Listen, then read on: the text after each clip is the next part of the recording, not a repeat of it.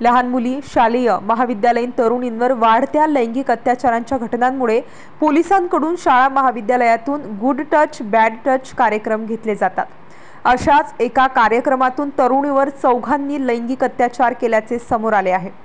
Koregaon park पोलिसांनी या प्रकरणी पोक्सो अंतर्गत बलात्काराचा गुन्हा दाखल केला असून दोघा जणांना अटक केली तर दोघा अल्पवयीन मुलांना ताब्यात घेतले आहे।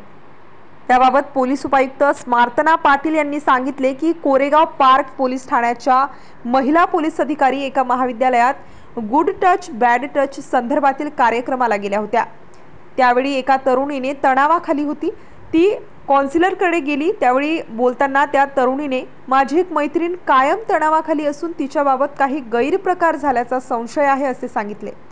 त्यानंतर या काउन्सिलरने महाविद्यालयाच्या ट्रस्टींना याबाबत माहिती दिली।